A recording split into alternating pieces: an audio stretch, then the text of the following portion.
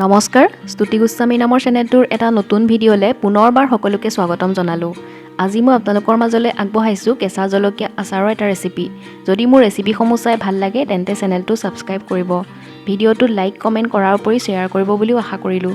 তেন্তে বেছি দেৰি নকৰোঁ, আহক আজিৰ ভিডিঅ'টো আমি আৰম্ভ কৰোঁ।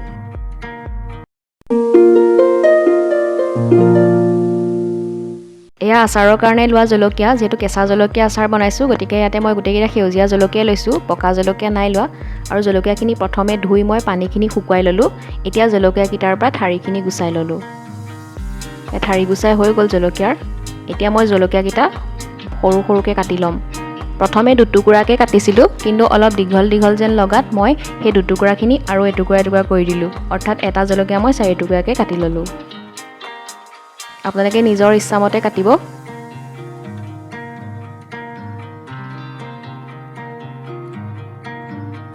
জলকীয়াখিনি কাটি মোৰ হৈ গ'ল। এতিয়া মই জলকীয়াখিনিত দিম ভিনেগাৰ।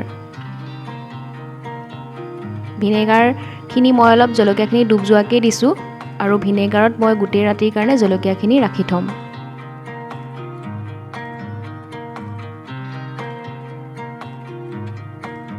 এয়া 1 ৰাতি ভিনেগাৰ তিয়াই থোৱা জলকীয়াখিনি।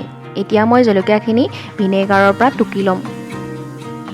এটা ফুটা থকা খৰাহী খোৱাত মই জলকীয়াখিনি ভিনেগাৰৰ পৰা টুকি ল'লোঁ, আৰু এই ভিনেগাৰখিনি মই পেলাই নিদিওঁ, আচাৰতে ব্যৱহাৰ কৰিম। এয়া আচাৰৰ কাৰণে লোৱা মছলা আছে: সৰিয়হ 2 চামুচ, এচামুচ পাঁচফোৰণ, এচামুচ জিৰা, এচামুচ জনি আৰু এচামুচ চফ। এতিয়া মই গোটেই মছলাখিনি ভালদৰে মিহলি কৰি এখন শুকান কেৰাহীত অকণমান ভাজি ল'ম।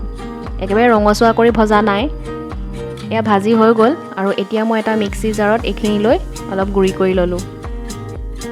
এতিয়া এখন কেৰাহী গেছৰ ওপৰত তুলি গৰম হোৱাত তাতে দিলোঁ অলপ মিঠাতেল, আৰু মিঠাতেলখিনি গৰম হোৱাত তাত দিছোঁ মই এচামুচ হালধি। এতিয়া মই ইয়াতে দিম ভিনেগাৰৰ পৰা টুকি থোৱা জলকীয়াখিনি, আৰু গেছৰ ফ্লেমটো মই মিডিয়ামতে ৰাখিছোঁ। জলকীয়াখিনি মই এবাৰ লৰাই লৈছোঁ।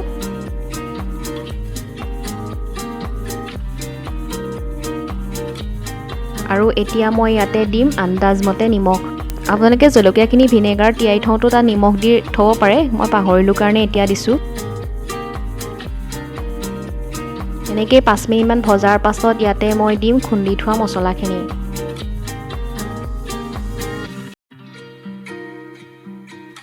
মছলাখিনি ভালদৰে মই জলকীয়াৰ লগত মিহলাই লৈছোঁ, আৰু গেছৰ ফ্লেমটো মই ল'লৈ লৈ গ'লোঁ। এতিয়া মই ইয়াতে দিম জলকীয়া তিয়াই ৰখা ভিনেগাৰখিনি, আৰু গেছৰ ফ্লেমটো মই মিডিয়ামলৈ লৈ গ'লোঁ। ভিনেগাৰ দিয়াৰ পাছত জলকীয়াখিনি মই প্ৰায় 7-8 মিনিটমান ভাজিছোঁ, অৰ্থাৎ ভিনেগাৰখিনি নুশুকোৱালৈকে ভাজি লৈছোঁ। আৰু ইয়াৰ ভিনেগাৰ শুকাই গ'ল, আৰু আমাৰ জলকীয়া আচাৰ ৰেডি হৈ গ'ল। আৰু এতিয়া মই গেছৰ ফ্লেমটো অফ কৰি আচাৰখিনি ঠাণ্ডা হ'বৰ কাৰণে ৰাখি দিলোঁ। এয়া সম্পূৰ্ণ ঠাণ্ডা হোৱাৰ পাছত আমাৰ জলকীয়া আচাৰখিনি মই এবাৰ লৰাই লৈছোঁ। এতিয়া এই ঠাণ্ডা হোৱা জলকীয়া আচাৰখিনি মই এটা শুকান কাঁচৰ বটলত ভৰাই ল'ম। আপোনালোকে যিটো কাঁচৰ বটলত ভৰাই মন কৰিব যাতে বটলটোত অকণো পানী লাগি নাথাকে, নহ'লে আচাৰটো সোনকালে বেয়া হৈ যাব।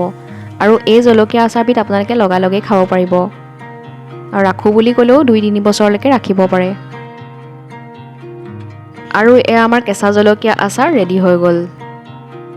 জলকীয়া আচাৰৰ ৰেচিপি ভিডিঅ'টো চাই কেনেকুৱা পালে মোক কমেণ্ট কৰি জনাব, আৰু ভিডিঅ'টো শেষলৈকে চোৱাৰ কাৰণে সকলোলৈকে থাকিলে বহুত বহুত ধন্যবাদ। পুনৰ এটা নতুন ভিডিঅ'লৈ অহাৰ প্ৰতিশ্ৰুতিৰে আজিলৈ বাই বাই।